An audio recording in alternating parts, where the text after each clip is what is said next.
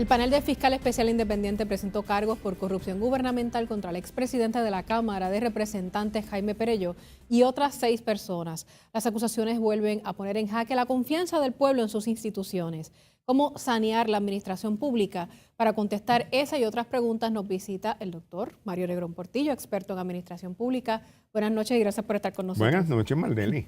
Yo recuerdo la primera edición de Ethos, la revista de la Oficina de Ética Gubernamental, había un artículo de Rafael Hernández Colón. Me llamó mucho la atención, nunca me olvidé. ¿Sabes por qué? Porque decía que la ética no hay forma de legislarla, que es algo que viene como con uno, con la cultura, con la crianza. Rafael tiene mucho sentido.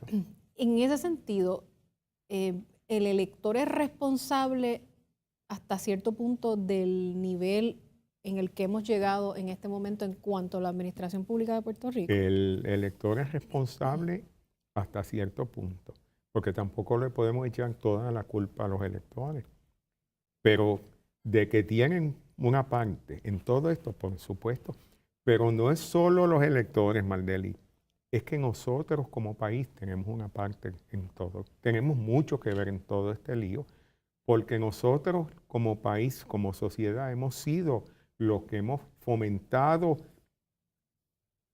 consciente o inconscientemente o por nuestras acciones o por negligencia, hemos fomentado todo esto. Lo hemos aplaudido en unos momentos, no lo hemos querido ver en otros momentos, lo hemos querido ocultar, pero seguimos haciendo lo mismo.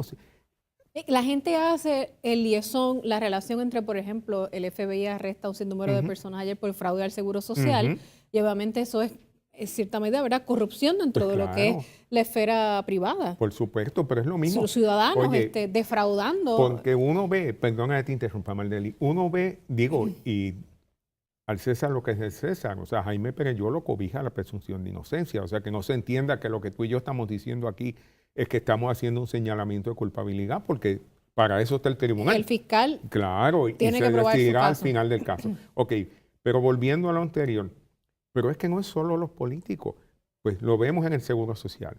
Y unas semanas antes, un mes antes, era con AFLAC, con la aseguradora médica. Que no es la primera vez que no es la primera vez. Y unos meses antes era con otra cosa más. Y es que nosotros, como cuestión de vida, hemos incorporado todas esas actividades y las hemos hecho parte del diario vivir nuestro.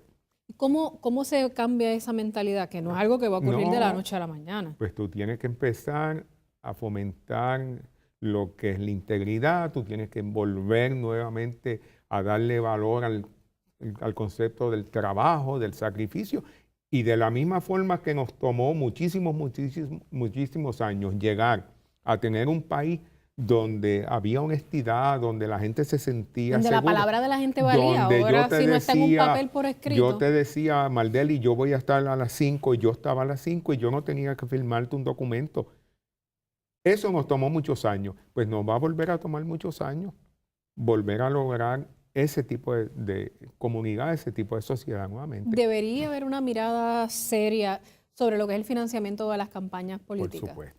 O no importa de qué forma lo barajemos, siempre alguien va a buscar la manera de pasarse de esto. Siempre alguien va a buscar la manera. Y por supuesto, en la medida en que no haya financiamiento público, pues entonces lo vamos a dejar a los entes privados y entonces pues los entes privados le van a tratar, porque hace mucho sentido en ese mundo. Digo, si yo quiero asegurarme un contrato, pues yo te voy a dar una cantidad de dinero para que cuando tú llegues me llames.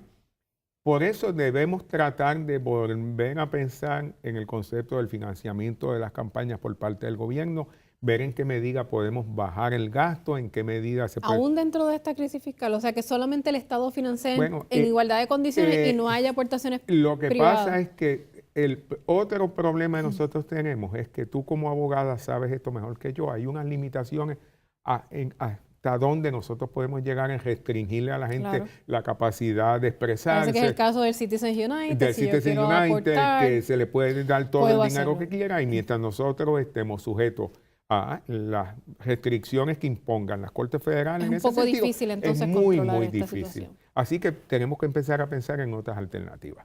Y sobre todo ahora que estamos en una crisis fiscal donde siempre cada peso es importante, pero ahora más que cada nunca. peso cuenta. Gracias por estar con nosotros. De nada, Maldeli. Amigos, pasamos con Ramón Enrique.